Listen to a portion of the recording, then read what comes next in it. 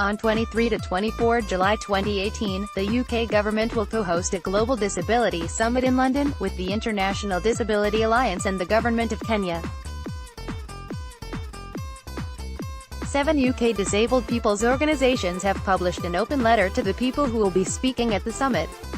The letter reads, "We are writing this open letter to you on behalf of deaf and disabled people across the UK concerning your involvement in the Global Disability Summit being co-hosted by the UK government in London on 23 and the 24th of July. We are strongly in favour of international support that improves the lives of deaf and disabled people across the world and welcome cooperation between states that lead to stronger human rights laws and protections.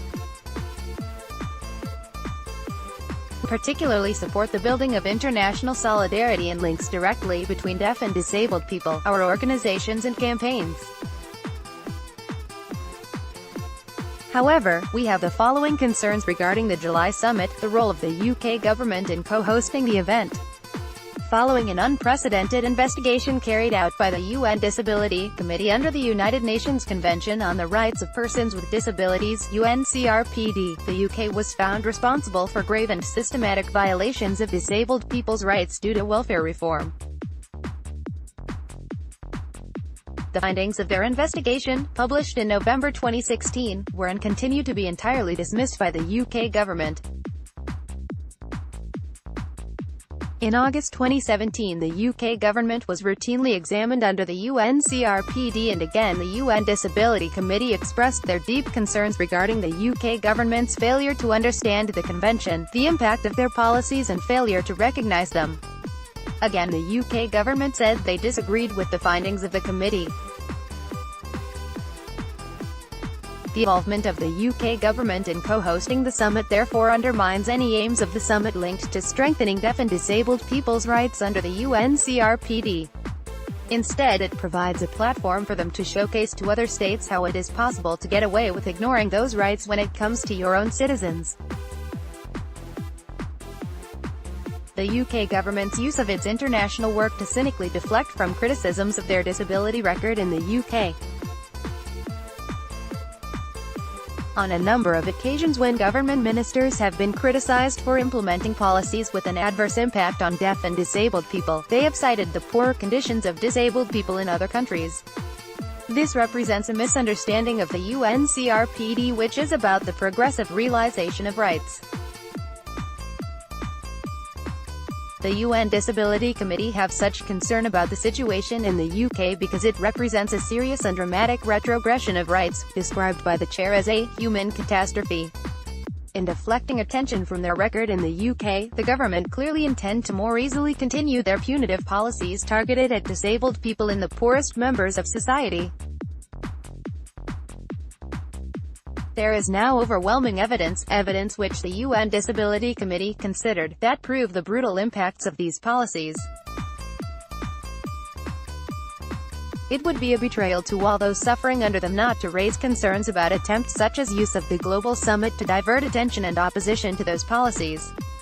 The suitability of the government of Kenya as co-hosts, given their abuse of the rights of LGBTQI people, many of whom develop lifelong impairments as a result. LGBTQI people in Kenya are routinely banished from their families, denied work accommodation, imprisoned and persecuted. They face severe barriers to forming and maintaining relationships and to living as a couple, the right to family life that every human is promised. This results in widespread damage to their mental and physical health, creating impairments where none previously existed. This is reflected in the high level of asylum applications to the UK from LGBTQI asylum seekers from African countries.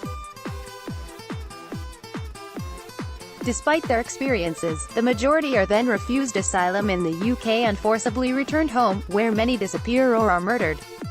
Just this April, President Kenyatta said that LGBT rights are not acceptable and not an issue of human rights.